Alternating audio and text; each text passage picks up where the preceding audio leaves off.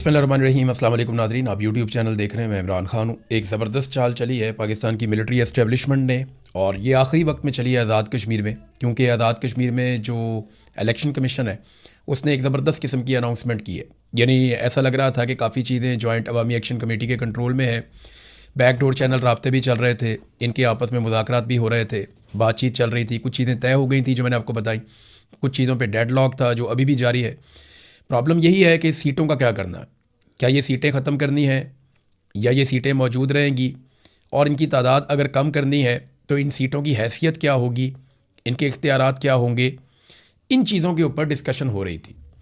और इस बीच में अचानक से इलेक्शन कमीशन आता है आज़ाद कश्मीर का, और वो ये ऐलान कर देता है कि आज़ाद कश्मीर में आम इंतखाबात अपने मुकर्ररा वक्त के मुताबिक होंगे, लेकिन साथ ही वो इसको 3 मराहिल में करवाने का ऐलान कर देता है। यानी 3 मरतबा ये इलेक्शन होगा और तीनों मरतबा छुट्टी के दिन इलेक्शन करवाया जाएगा। तो 3 मरतबा इलेक्शन में जो अलग अलग तारीखें दी गई हैं वो मैं आपके सामने रख देता हूँ। ये 3 अलग अलग डिवीज़न्स हैं जिनके अंदर इलेक्शन होने हैं। एक मीरपुर डिवीज़न है, मुजफ्फराबाद डिवीज़न है, और एक जो है वो पुंछ डिवीज़न है। तो इनमें लगभग सीटें मिलती जुलती हैं, थोड़ा बहुत फ़र्क है।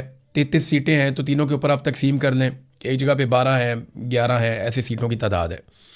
अब इसमें जो मीरपुर डिवीज़न है इसके इंतखाबात पहले से जो शेड्यूल बना हुआ है 27 जुलाई को वो करवा रहे हैं, जबकि मुजफ्फराबाद डिवीज़न में इसके बाद इंतखाबात होंगे जो 2 अगस्त को करवाए जा रहे हैं।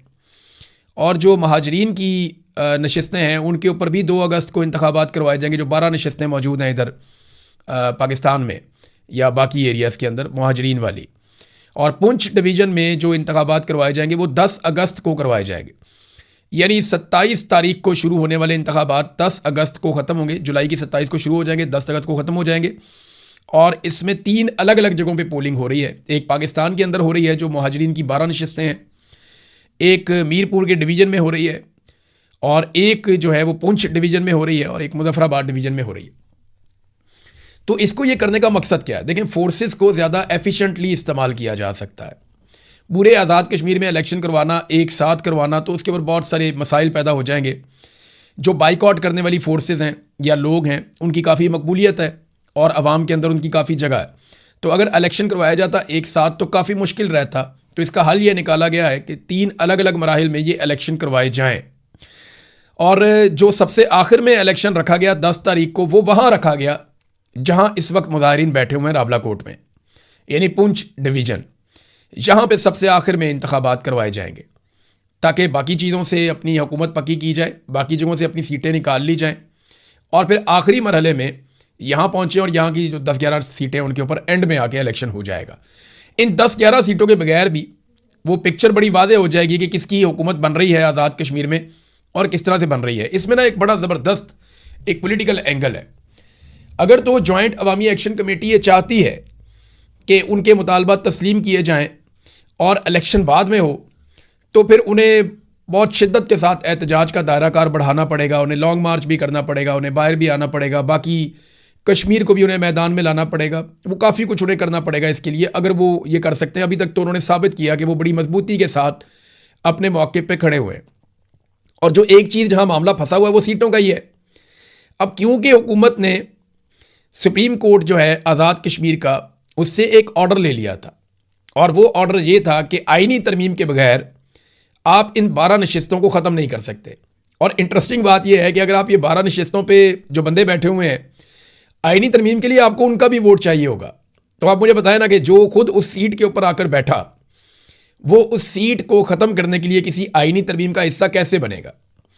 तो ये तकरीबन नामुमकिन जैसी चीज़ है इन सीटों की मौजूदगी में आईनी तरमीम। हाँ, ये ज़रूर है कि अगर सारी पॉलिटिकल पार्टीज़ इस बात के ऊपर मुत्तफिक हो जाएं और आज़ाद कश्मीर के लोग तुल जाएं कि जनाब ये सीटें आप रख लें, लेकिन ये वोटिंग का इनका इख्तियार ख़त्म कर दिया जाए, या आज़ाद कश्मीर की हुकूमत में जो बैरूनी मुदाखलत है उसका खात्मा किया जाए, तो वो एक अलग सिनेरियो फ्यूचर में शायद बन जाए। लेकिन अभी के लिए ये हुकूमत का एक बड़ा ज़बरदस्त मूव है, एस्टेब्लिशमेंट का एक बड़ा ज़बरदस्त मूव है, जिसमें वो अपनी सिक्योरिटी फोर्सेस को पहले एक डिवीज़न में पहुंचाएंगे, मीरपुर डिवीज़न में, पूरे को कंट्रोल करेंगे, पूरा सिक्योरिटी का माहौल बनाएंगे, और मीरपुर डिवीज़न में वो सबसे पहले इलेक्शन करवा देंगे। यहाँ काफ़ी सीटें हैं, तो 10 से ज़्यादा सीटों के ऊपर जब यहाँ इंतखाब होगा तो चीज़ें क्लियर हो जाएंगी। फिर दूसरी मरतबा ये जाएंगे मुजफ्फराबाद डिवीज़न में, उसमें नीलम वैली भी है, झेलम भी है। तो जब ये वाला इलेक्शन करवाएंगे तो और ज़्यादा क्लैरिटी आ जाएगी। और साथ ही जो महाजरीन वाली 12 सीटें उन पर भी इलेक्शन हो जाएगा। जो एक मुतालबा है जॉइंट अवामी एक्शन कमेटी का कि इसके ऊपर इलेक्शन ना करवाया जाए और इनको मुंतखब ना किया जाए, या इन सीटों को कम किया जाए या ख़त्म किया जाए, या फिर आज़ाद कश्मीर की हुकूमत बनाने या गिराने में इनका रोल नहीं होना चाहिए। फिर आखिर में जब वो पूंछ में पहुंचेंगे तो तब तक बहुत सारी चीज़ें क्लियर हो चुकी होंगी। और पूंछ को आखिर में इसलिए रखा गया है ताकि ज़्यादा से ज़्यादा जो है वो सिस्टम के अंदर गुंजाइश पैदा की जा सके। तो ये नादरीन अब तक की हिकमत अमली है, और मेरे ख्याल में ये एक ऐसा मूव है जो जॉइंट अवामी एक्शन कमेटी को ये सोचने पर मजबूर करेगा कि उनके साथ जो नेगोशिएशंस हो रही थी क्या वाकई वो नेक नियति के साथ हो रही थी। क्योंकि जॉइंट अवामी एक्शन कमेटी के साथ बातचीत में ये भी कहा गया कि हम इलेक्शन थोड़ा आगे कर लेते हैं। ये भी कहा गया कि आप इलेक्शन के अंदर हिस्सा भी लें अपने उम्मीदवारों के ज़रिए से, और उन्होंने भी कहा कि हम अपने उम्मीदवार नामजद कर सकते हैं अगर हमारे मुतालबात माने गए तो। यानी ये ऑफ द रिकॉर्ड में आपको जो बातें मेरे साथ हुई मैं वो आपको बता देता हूँ कि बाकायदा जॉइंट अवामी एक्शन कमेटी के बहुत सारे लोगों ने, जिनका इस कमेटी से ताल्लुक़ है, उन्होंने अपने कागजात नामजदगी जमा करवाए हुए हैं। और इन केस की ये बाइकआउट की कॉल वापस हो जाती है तो पाकिस्तान तहरीक इंसाफ भी और जॉइंट अवामी एक्शन कमेटी भी इलेक्शन में हिस्सा ले सकते हैं। लेकिन उसके लिए उन्हें कुछ गारंटीज चाहिए और कुछ उनके मुतालबात जो हैं वो तस्लीम किए जाएं। तो अब ऐसा लगता है कि मिलिट्री एस्टेब्लिशमेंट ने यह फैसला किया कि किसी सूरत भी इस लड़ाई में कश्मीरियों को जीतने नहीं देना। देखिए, अगर कश्मीरी या जॉइंट अवामी एक्शन कमेटी अवामी एहतजाज के नतीजे में अपना मुतालबा मनवाने में कामयाब हो गए तो पाकिस्तान में ये एक मिसाल बन जाएगी। पाकिस्तान की मिलिट्री एस्टेब्लिशमेंट का सबसे बड़े प्रॉब्लम्स में से एक प्रॉब्लम यह है कि अगर अवामी एहतजाज के नतीजे में लोगों ने अपने मुतालबात मनवा लिए तो फिर ये जगह जगह पे होना शुरू हो जाएगा। फिर कल को उठेंगे पाकिस्तान तहरीक इंसाफ वाले, वो खैबर पख्तूनख्वा को बंद कर देंगे और वो कहेंगे जी जैसे आज़ाद कश्मीर के अंदर एक लंबे लॉकडाउन के बाद वहाँ पे कामयाबी मिली आज़ाद कश्मीर के लोगों को, तो हम भी अपने मुतालबात में कामयाबी हासिल कर लेंगे। फिर कोई और सुबह भी ये करेगा, तो एस्टेब्लिशमेंट को ये सूट नहीं करता। एस्टेब्लिशमेंट की कोशिश है कि कुछ भी करके अवामी एहतजाज के नतीजे में कोई तब्दीली ना आए ताकि अवामी एहतजाज का रास्ता खुलने से पहले ही बंद हो जाए। बहरहाल एक ज़बरदस्त चाल उन्होंने चली है, देखते हैं इसका नतीजा क्या निकलता है। नादरीन, इमरान खान की बहनें वो एक मरतबा फिर गई अडयाला जेल के बाहर और उनकी फिर मुलाकात नहीं करवाएगी इमरान खान साहब से। सुप्रीम कोर्ट में मामला गया तो उन्होंने 11 अगस्त तक के लिए मुलतवी कर दिया, 3 हफ्ते बाद आना, दोबारा फिर बात करेंगे। और उन्होंने हुकूमत से और इदारों से उन्होंने जवाब तलब कर लिया कि आप बताएं इमरान खान की मुलाकात क्यों नहीं होने दे रहे, जबकि पंजाब हुकूमत ने और वफाकी हुकूमत ने इस बात की मुखालफत की है। तो ये जो बहनों की मुलाकात है इसको ना करवाना बिल्कुल अब नॉर्मलाइज कर दिया गया है, ये कोई बड़ी खबर भी नहीं बनती। लेकिन अलीमा खानम ने यह कहा कि वो जो एक अवामी तहरीक उन्होंने शुरू की है और लोगों को वो मोटिवेट कर रही है, एक तो उनका ये जोर है कि मैं पॉलिटिक्स में नहीं हूँ, ना मैं ये पॉलिटिक्स कर रही हूँ, ये मैं सिर्फ अपने भाई के लिए कर रही हूँ और एक ऐसे आदमी के लिए कर रही हूँ जो कौम का एक बहुत बड़ा लीडर है और कौम उसके लिए निकलना चाहती है, तो हमने तो जोर लगाना है, कोई और लगाए या ना लगाए। तो जो उनकी तहरीक या उनकी कोशिश है उसको पाकिस्तान तहरीक इंसाफ ओन भी नहीं कर रही बतौर पॉलिटिकल पार्टी, बल्कि जो स्टेटमेंट था इमरान खान की बहन का उसको भी पाकिस्तान तहरीक इंसाफ ने डिसोन किया है। और लेकिन साथ साथ उन्होंने कुछ और बातें भी की हैं डिसोन करने के अलावा। बैरिस्टर गौहर ने कहा जी इमरान खान की बहन को हरासा ना करें, मौलाना के बयान को भी छोड़ें, एक बयान से आपके दिफा के ऊपर आंच नहीं आएगी। उन्होंने कहा मार्का हक के बारे में इमरान खान की बहन नौरीन नियाज़ी के बयान पार्टी पॉलिसी नहीं है। नौरीन बीबी को आप हरासा ना करें, नोटिस ना भेजें, एक बयान से पाकिस्तान के दिफा पर आंच नहीं आएगी। मैं ये भी कहूँगा कि मौलाना के बयान का मामला भी आप छोड़ दें, इनसे दिफा को कोई प्रॉब्लम नहीं होगा। तो ये पाकिस्तान तहरीक इंसाफ का ये स्टेटमेंट है। मेरे ख्याल में जो इमरान खान साहब की बहनें जोर लगा रही हैं या कोशिश कर रही हैं, तहरीक इंसाफ उससे अपने आप को अलग कर रही है और कारकुन तो जुड़ रहा है, आम आदमी तो जुड़ रहा है इमरान खान की बहनों के साथ। वो हमने देखा कि लोग बड़ी तादाद में बुनीर में भी निकले, मालाकंड में निकले, उन्होंने जोर लगाया मिलकर और वो ये कहते हैं कि हमें लेकर चलो इस्लामाबाद की जानिब हम जाना चाहते हैं। हो सकता है फ्यूचर में इमरान खान की बहन एक बहुत बड़े एहतजाज को लीड कर रही हूँ, हो सकता है ये सिलसिला आगे बढ़ता जाए, कोई स्ट्रीट मूवमेंट भी शुरू हो जाए, लेकिन अभी हम कुछ कह नहीं सकते। तहरीक इंसाफ की जो क़यादत है वो अपने आप को इन चीज़ों से दूर रखना चाहती है। ऐसा लगता है कि उनके दिमाग में है कि कोई ना कोई डील करके या कोई ना कोई मामला बना के हम एस्टेब्लिशमेंट को इस बात पे कायल कर लेंगे कि मुल्क के हालात बहुत बुरे हो गए हैं, तो सियासी इस्तेहकाम के लिए आप थोड़ा पीछे हट जाएं, और थोड़ा पीछे हटने की सूरत में वो मफामत हो सकती है, तो वो मफामत के रस्ते के ऊपर है। मज़ामत के रस्ते के ऊपर तो पाकिस्तान तहरीक इंसाफ की क़यादत फ़िलहाल दिखाई नहीं देती। लेकिन जो रास्ता अपनाया हुआ पाकिस्तान की मिलिट्री एस्टेब्लिशमेंट ने और हुकूमत ने, वो उससे पीछे हटने को तैयार नहीं। वो इमरान खान की मुलाकातें भी नहीं करवाते, इमरान खान के डॉक्टर से भी नहीं चेक करवाते, इमरान खान के वकला को भी नहीं मिलाते। इमरान खान साहब के केसेस भी अदालतों में उनकी मर्जी के बरक्स लग रहे होते हैं। सुप्रीम कोर्ट भी इंसाफ नहीं दे रही, हाई कोर्ट भी इंसाफ नहीं दे रही, तो आवे का आवे बिगड़ा हुआ है। तो जो रियासत की पॉलिसी है या रियासती इदारों की पॉलिसी है या मिलिट्री एस्टेब्लिशमेंट या गवर्नमेंट की है, वो तो अभी भी इसके ऊपर कारबंद है कि इमरान खान को जितना दबाएंगे उतनी उनके लिए स्पेस बनेगी। और वो ये जानते हैं कि अगर इमरान खान बाहर आ जाएंगे तो वो इनकी स्पेस छीनेंगे और इनके लिए प्रॉब्लम बढ़ेगी। इन्होंने काफ़ी नॉर्मलाइज कर दिया है कि इमरान खान को कहते तन्हाई में रखना, जबर करना, जुल्म करना, लोगों को जेलों में डालना, लोगों को तशद्दुद करना, लोगों को जबरी तौर पे लापता करना, मुकदमात बनाना, दहशतगर्दी के मुकदमात बनाना, गद्दारियों के फतवे बांटना, ये सारी चीज़ें बहुत पाकिस्तान में नॉर्मलाइज कर दी गई। अभी जब फजल रहमान के साथ हल्की हल्की सी टुकटक हो रही थी तो उसमें कुछ लोगों ने बड़ी ज़ोर से बातचीत की, लेकिन बहुत नॉर्मल लगा सब कुछ। फजल रहमान के बयानात भी बड़े नॉर्मल लगे। एक तो फजल रहमान साहब से ये उम्मीद करना कि वो बहुत बड़े इनकलाबी बनकर सामने आएंगे, ये सबकी खाम ख्याली है। वो सियासत करते हैं और वो बहुत ही रवायती नौयत के सियासतदान हैं। वो स्टेटमेंट देते भी हैं, उनके अपने कुछ उसूल बाद औक़ात आते हैं, लेकिन ज़्यादातर फजल रहमान साहब सियासत में फ़ायदा और नुकसान देखते हैं। वो ये देखते हैं कि वो ज़्यादा फ़ायदा कहाँ से ले सकते हैं, तो वो उसके मुताबिक अपने आप को मोल्ड करते हैं। अभी वो काफ़ी फ्रस्ट्रेट हैं फजल रहमान साहब, क्योंकि उनका किसी भी हुकूमत के अंदर कोई हिस्सा नहीं है और उन्हें कुछ ऐसी सहूलतें जो माजी में मैसर रहीं वो शायद उनके पास नहीं है। तो आज फजल रहमान कुछ सख्त बयानात दे रहे हैं, लेकिन क्या ये बयानात एक इनकलाब में बदल जाएंगे? अभी मेरा ऐसा तज्जिया है, जो गलत भी हो सकता है, कि नहीं, फजल रहमान साहब से ये ना हो पाएगा, बहुत मुश्किल है कि वो ये कर पाएँ। अलीमा खानम ने कहा जी मुज़ाहमत ही हम करेंगे और हम एहतजाज करेंगे और हम जोर लगाएंगे, हम प्रेशर डालेंगे।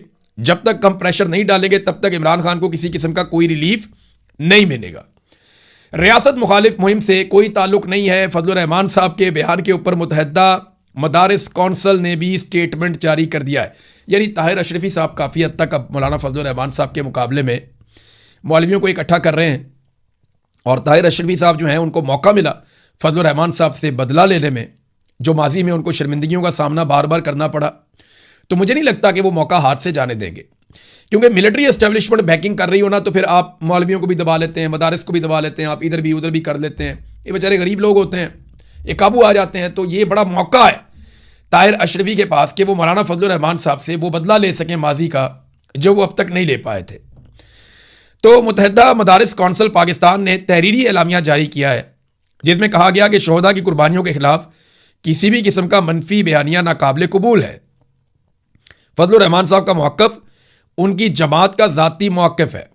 पाक फ़ौज के शोहदा और गाजी हमारे कौमी हीरो और कौम के लिए बाइस फ़ख्र हैं। तर्जुमान डॉक्टर मीर मोहम्मद आसिफ अकबर कादरी का कहना है कि दीनी मदारिस, मसाजिद, उलमा और तलबा का रियासत मुखालिफ सरगर्मियों या कौमी इदारों के खिलाफ मुहिम से कोई ताल्लुक नहीं है, जबकि मदारिस हमेशा पाकिस्तान की नज़रियाती, फ़िक्री, जुग्राफियाई सरहदों के तहफ़्फ़ुज़ का मरकज़ रहे हैं। तो जनाब, ये फजल रहमान साहब के खिलाफ एक और तबका खड़ा किया गया या एक और जगह से स्टेटमेंट दिलवाया गया। तो लगातार ये सिलसिला जारी है। अब मैं इसको अभी तक ये समझता हूँ कि फजल रहमान साहब वो स्पेस लेना चाहते हैं जो उन्हें लगता है कि पाकिस्तान तहरीक इंसाफ छोड़ रही है, या तहरीक इंसाफ की जो क़यादत है वो मुज़ाहमत की जिस पॉलिसी को तर्क कर रही है, फजल रहमान साहब उस पॉलिसी को अपना के तो वो मकबूलियत हासिल करना चाहते हैं अवाम में। लेकिन क्या वो ये कर पाएंगे? देखिए, इमरान खान का मामला है ना सारा। पीटीआई के पास आज जो मकबूलियत है वो इमरान खान की वजह से है, बाकी लोगों को तो लोग जानते भी नहीं है। तो क्या फजल रहमान साहब उतना बर्दाश्त कर सकते हैं या उतना स्टैंड ले सकते हैं जितना इमरान खान ने लिया? जब तक वो नहीं लेंगे ना, तब तक बात नहीं बनेगी। तो ये बहुत मुश्किल है। नादरीन, ये एक और ख़बर है गंदम के हवाले से। जाते जाते आपको मैं एक खबर दे दूं। गंदम की कीमत नादरीन 5,000 रुपये मन तक पहुंच गई। जब किसान बेचता है तो 2,800, 3,000 बस यहाँ तक थी। लेकिन जैसे ही मिडल मैन के पास आई या सरमायाकारों के पास आई या सरमायादारों के पास आई, जो मिडल मैन है, जो पैसा बनाते हैं सारे खेल के अंदर, सट्टा खेलते हैं इन चीज़ों पे, जैसे ही उनके पास गंदम आई, उन्होंने अपने गोदामों में रखी तो कीमत 2,000 बढ़ गई।